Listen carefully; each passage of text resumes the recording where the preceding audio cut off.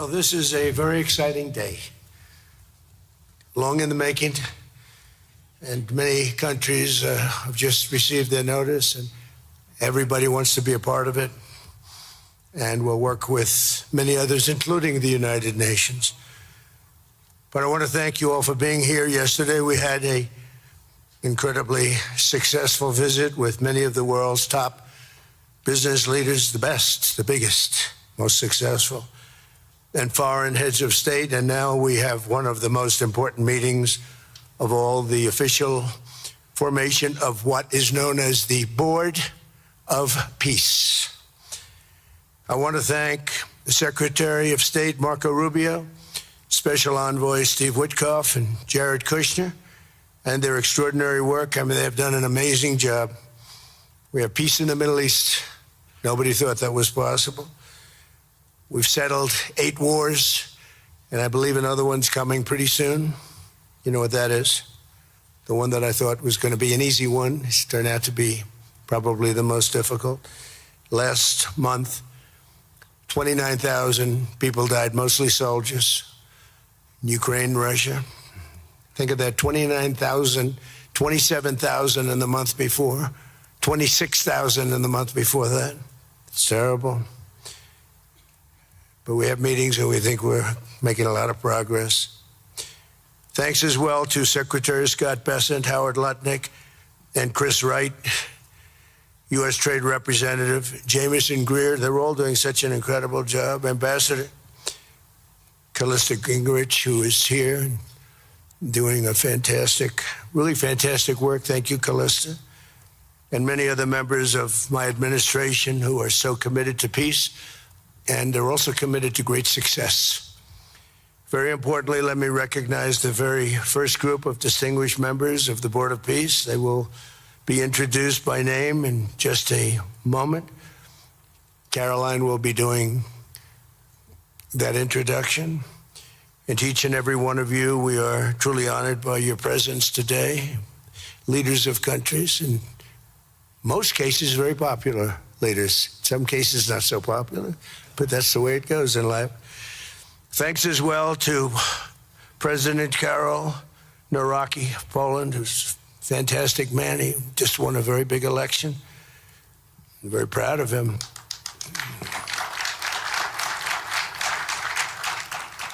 Amazing. Along with former Prime Minister of the United Kingdom, Tony Blair. Thank you, Tony, for being here. We appreciate it. And members of the Board of Peace Executive Board, great group. This week marks the 1-year anniversary of my second inauguration as president. No administration in history has achieved such a sweeping turnaround in 12 months' time at home and abroad. We have a tremendous mandate. We won the popular vote by millions. We won every swing state to 7. They were saying, can he win all 7? Is it possible? Because it's not done. And we won all 7. We have a great mandate back at home. As I said yesterday, the U.S. economy is booming with virtually no inflation. It was 1.2% for the last 3 months. And we inherited the worst inflation in the history of our country. And we have economic growth now of 5.4%, looks like. And I think that number can double and triple if we do the right things and if we change thinking so that if you announce good numbers, the markets go up, instead of if you announce good numbers, the market goes down because everybody tries to kill it by lowering or raising interest rates depending on the situation. When America booms, the entire world booms. And we have secured commitments for over $18 trillion in new investment coming into our country, which is a record by many times over, not just by a little bit, by many times. There's no country ever in history that's gotten anywhere near that number. Slashed our trade deficit by 77%. This is in 1 year. Yesterday was 1 year. And signed historic trade deals with nations from all over the globe. Today, the world is richer, safer, and much more peaceful than it was just 1 year ago. We put out all those fires. A lot of people didn't know, including me, that some of those wars were going on. And some of them were going on for, in one case, 32 years, in another case, 35 years, and another one, 37 years. We were very happy to stop the war that had started with India and Pakistan, two nuclear nations.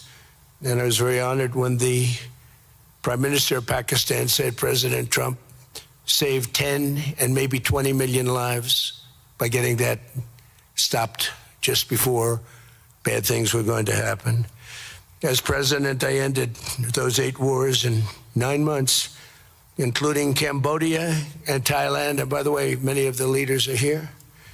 Kosovo and Serbia, the Democratic Republic of the Congo and Rwanda, Pakistan and India, Israel and Iran, Egypt and Ethiopia. We're working on that right now. I met yesterday with a very good general and a very good leader of Egypt.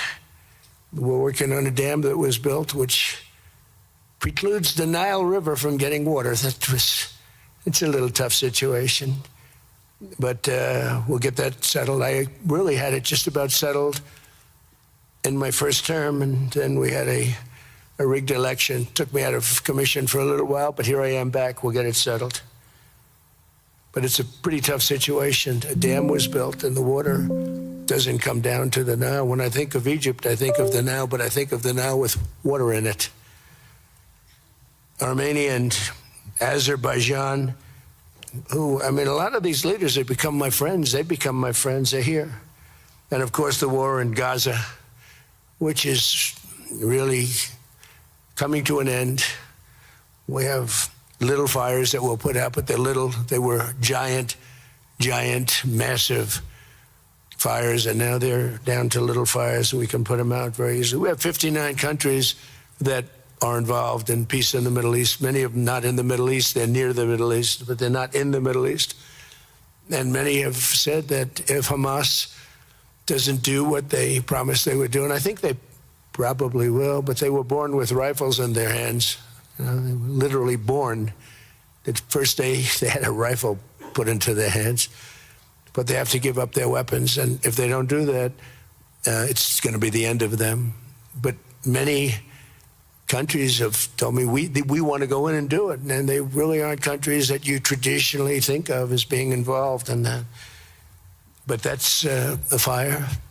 Hezbollah in Lebanon, we have to do something about that. But these are, I call them remnants. They're small remnants compared to what it was before. It was massive, large, powerful countries fighting each other.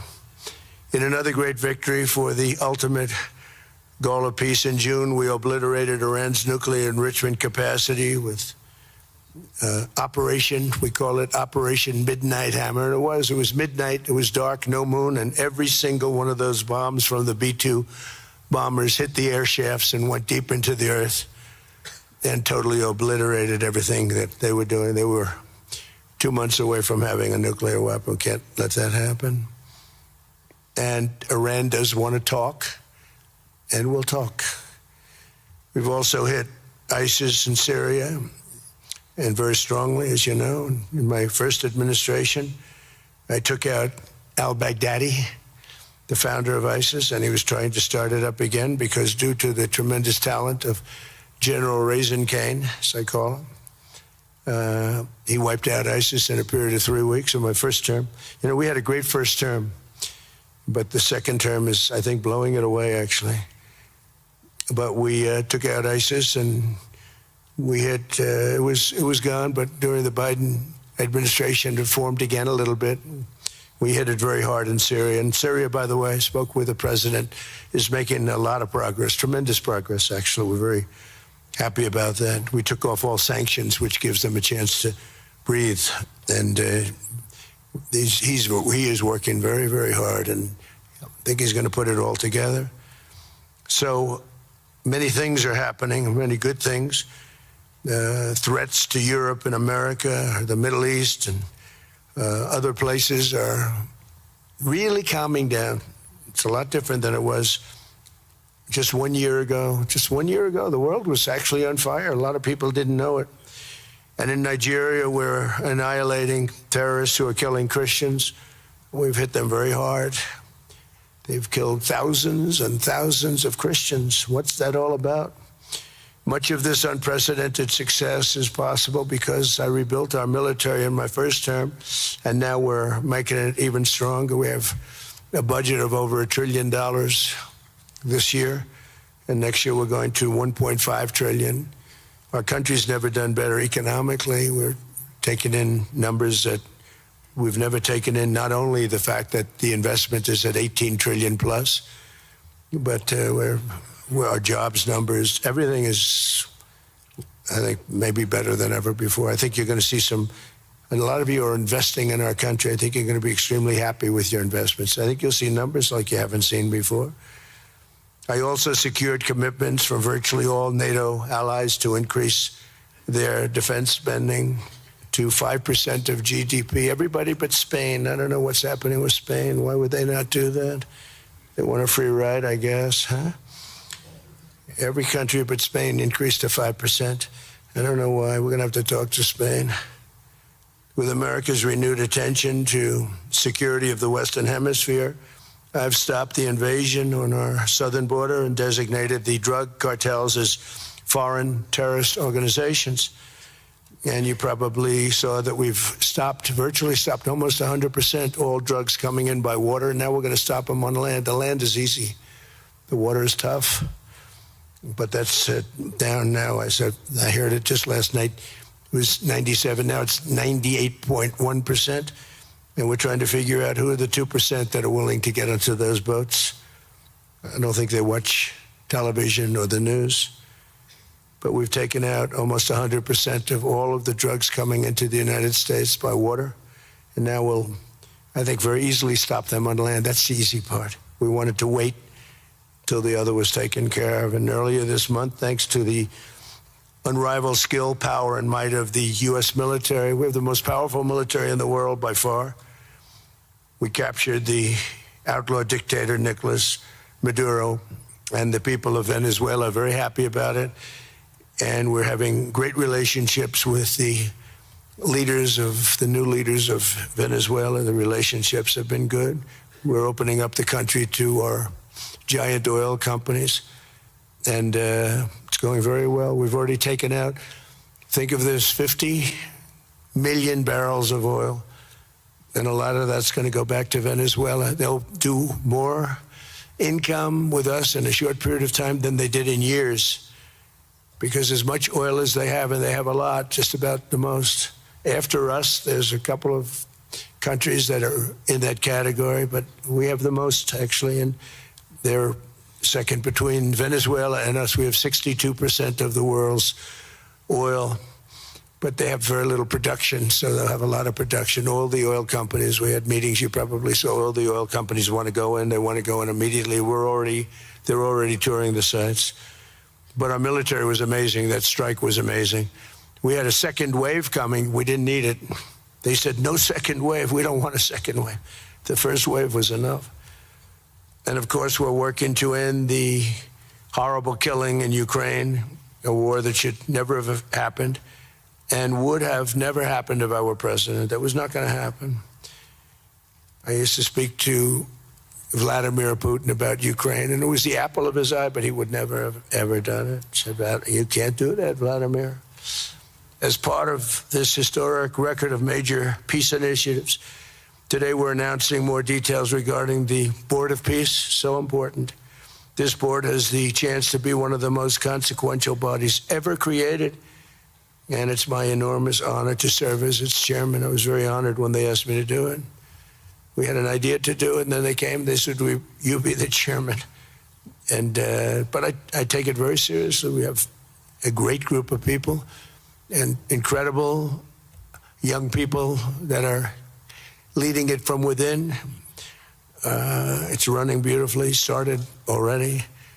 And every country, just about every country, wants to be a part of it. And we just sent out the letters a couple of days ago, and these are just the countries that are here. They happen to be in Davos. So we said, would be honored if you wanted to join us up on the stage. And it's really great. They're friends of mine. I think, let me see. Yeah, every one of them is a friend of mine. A couple, let's see, a couple I like, a couple I don't like. No, I like, actually, this group, I like every single one of them. Can you believe it? Usually I have about 2 or 3 that I can't stand. Usually I have 2 or 3 that I don't like. I don't find them up here. I like every one of these people. No, they're great people. They're great leaders. And the Board of Peace is composed of leaders, the top leaders in the world, actually. Last October, we released a plan for the permanent end to the conflict in Gaza, and I'm pleased to say that our vision was unanimously adopted by the United Nations Security Council late last year.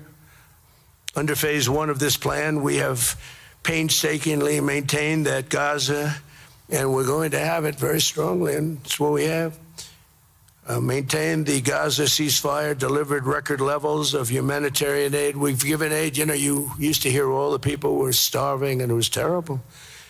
Now we have, you don't hear that anymore. We've delivered record levels of humanitarian aid. I want to thank the United States, but I want to thank some of the countries that are sitting right up here, because they've sent great aid, aid also in the form of money, where we go out and purchase food, and you don't hear those stories anymore with people starving.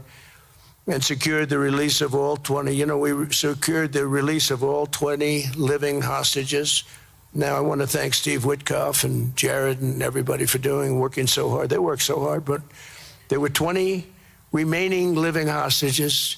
Now, we got hundreds out, but the last 20, I said, boy, that's going to be a tough one. And I said that a year before, and it was a tough one, but we got them. Got all 20, every one of them. And we had also about 28 that were dead, but the parents wanted them just as though they were living, just as much. Some cases, it almost seemed more. It was amazing, actually, the love.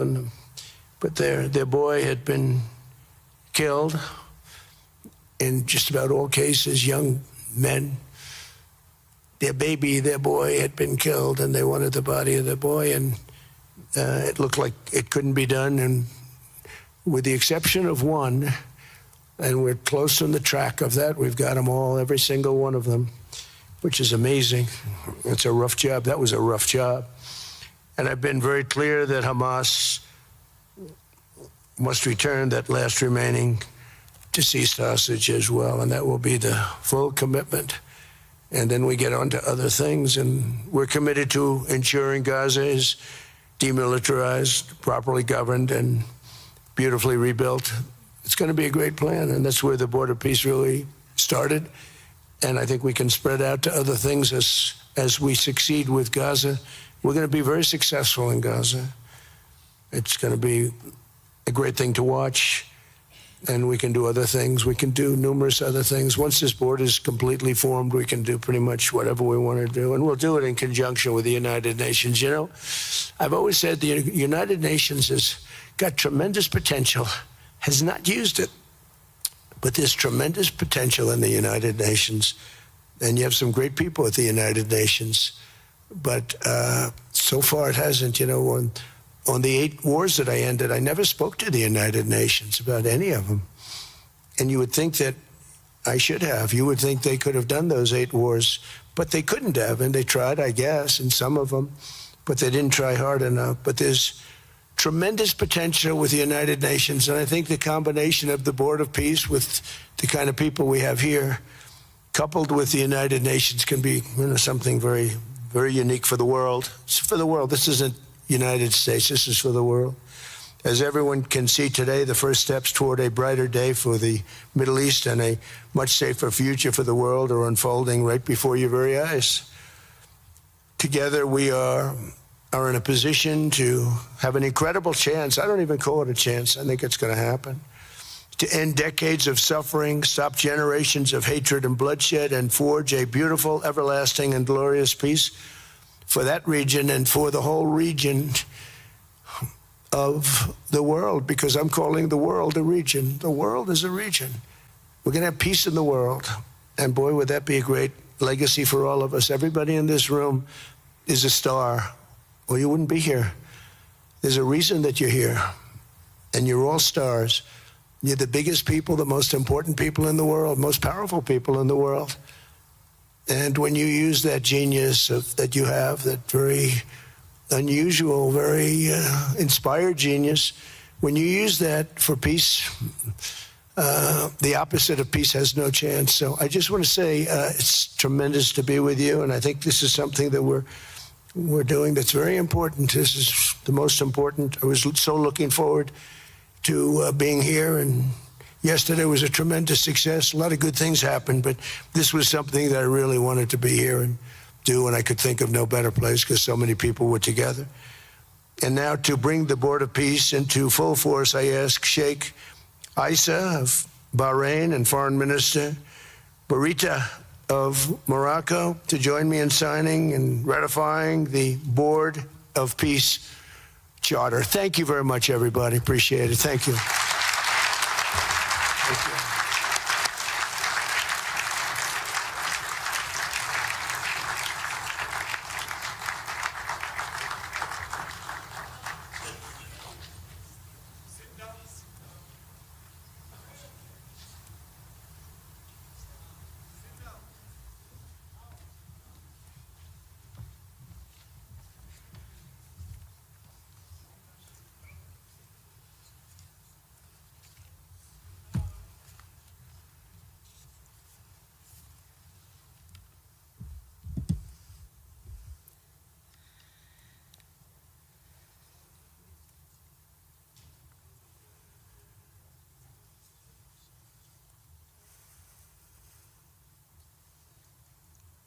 Okay.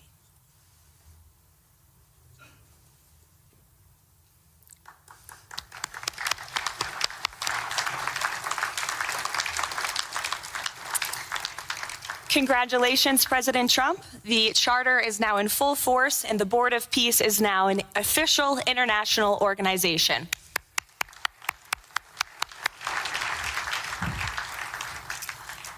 We will now continue the signing ceremonies, beginning with the President of Argentina and the Prime Minister of Armenia.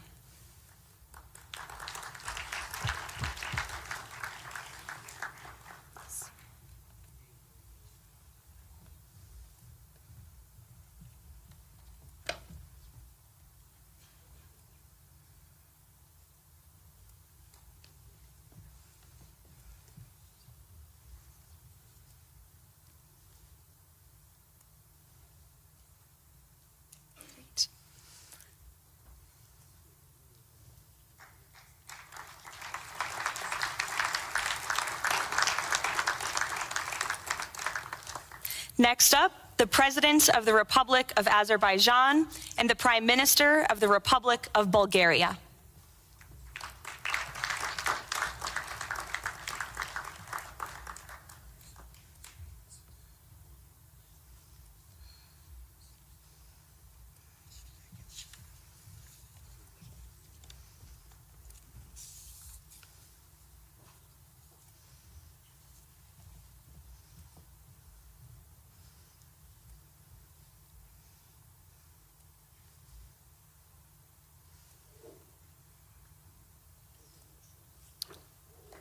Thank you.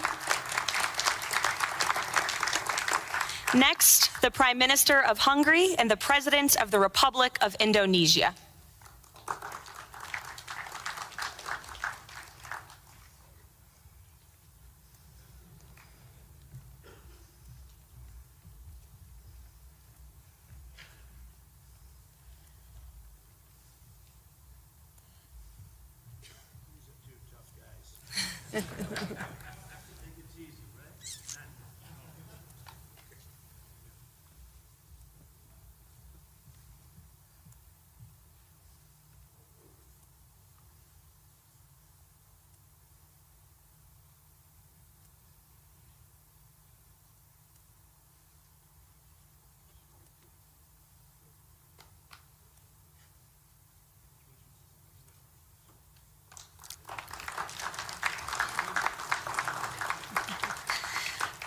Next, the Deputy Prime Minister of the Kingdom of Jordan and the President of the Republic of Kazakhstan.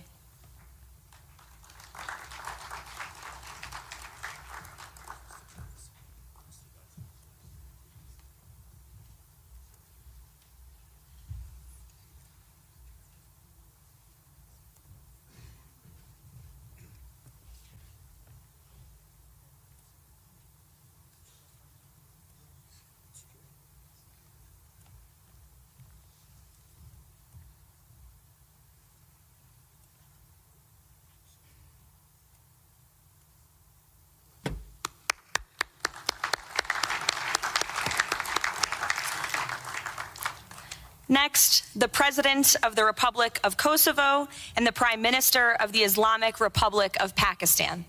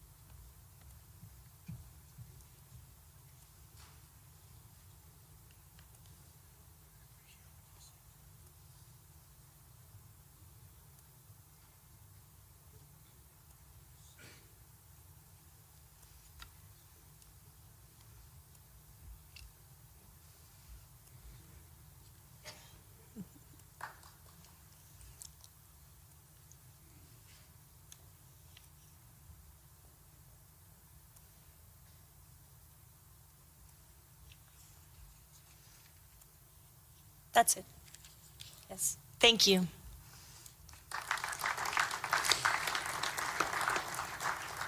Next, the President of the Republic of Paraguay and the Prime Minister of the State of Qatar.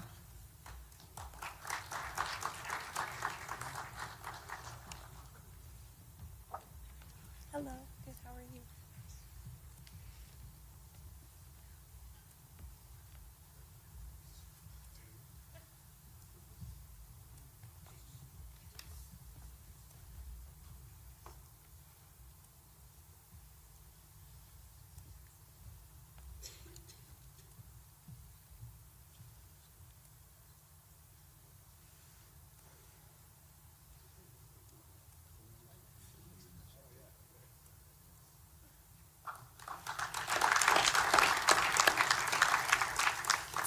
Next, the Minister of Foreign Affairs of the Kingdom of Saudi Arabia and the Minister of Foreign Affairs of the Republic of Turkey.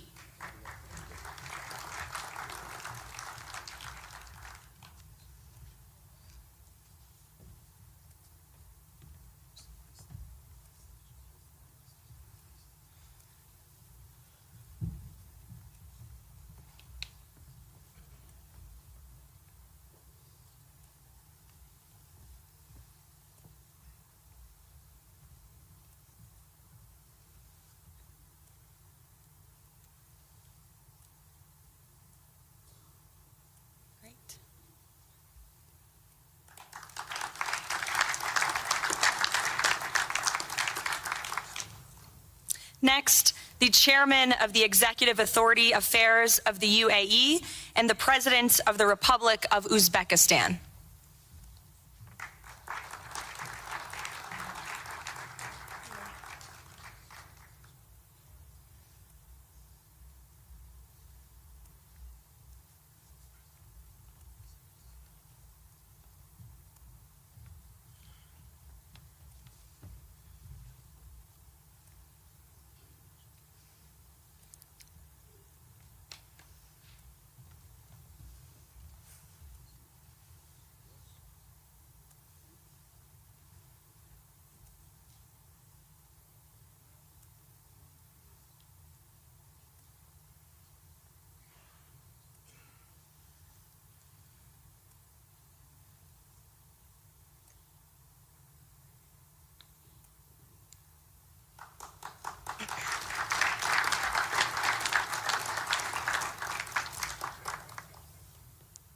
And last but not least, the Prime Minister of Mongolia.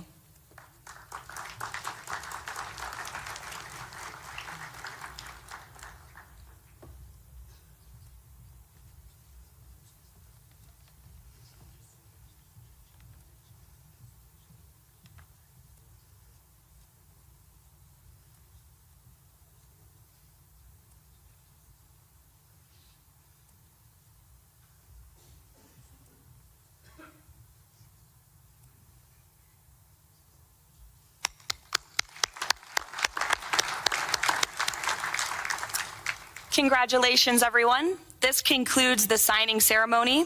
If President Trump and all of the Board of Peace members could please join the President around the table.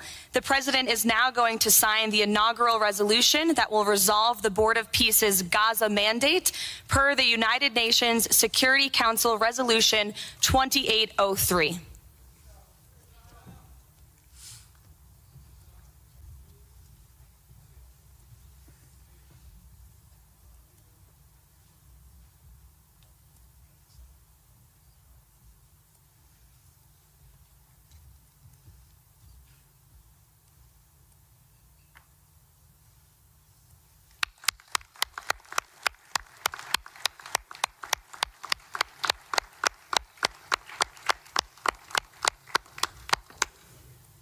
Congratulations. If President Trump and all Board of Peace members could please take their seats in the front.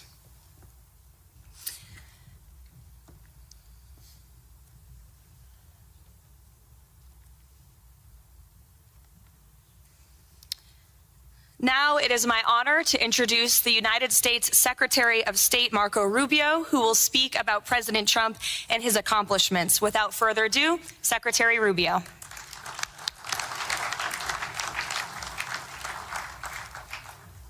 Thank you very much. It's an honor to be here today. It's an honor to serve as the Secretary of State during a historic presidency.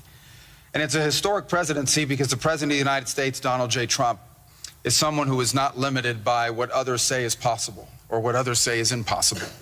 He's not limited by some of the things that have happened in the past, and he's willing to talk to or engage with anyone in the interest of peace, always putting the American people and our national security first, but understanding that in the world that we share with so many others, peace is paramount to all of us. We are here today because of President Trump's vision. If we go back just a few months ago, people thought what was happening in Gaza was impossible to solve. 28 hostages that were dead, others that were still living, all these hostages that were being held. No one thought that that would ever come to a resolution without more fighting and more bloodshed along the way. In fact, frankly, many thought it was intractable. And sadly, many of the institutions that have served us well, in many cases, for the last 70 years, were unable to do anything about it. But President Trump had the vision and the courage to dream the impossible, to believe that it was doable, and to pursue it with all of his heart. And he was in that capacity assisted by an extraordinary team, and I think both Jared and Steve deserve a tremendous amount of credit, Jared Kushner and Steve Woodcock, for all the work they put in. And all of our partners here today. And now we have this Board of Peace, who I believe's possibilities are endless. Obviously with a focus first and foremost on making sure that this peace deal in Gaza becomes enduring. And I know this president has it as his highest priority and will give it everything he has to make sure that this is successful. I also want to acknowledge the extraordinary leaders that are here today. This is not just a Board of Peace, this is a Board of Action. Just like President Trump is a president of action. A lot of times people like to give speeches. I've been to many of these forums, and they're not useless, and they're not, they have utility in many cases. But oftentimes in international affairs, we often find ourselves at events where people are reading these scripted statements, these strongly worded letters that they put out, but no action, nothing happens. This is a group of leaders that are about action. And the President of the United States is a president of action, of getting things done. And today is the beginning of that, of a new era and a new stage that we think is so important as a model to the rest of the world of what is possible. And clearly the focus is right now on Gaza and making sure that the plan that's about to be presented to you here today, this vision for the future of Gaza, this vision for the future of the region, is not just possible and promising. It is our destiny if we put the time and the effort that it requires, as I know this board will do.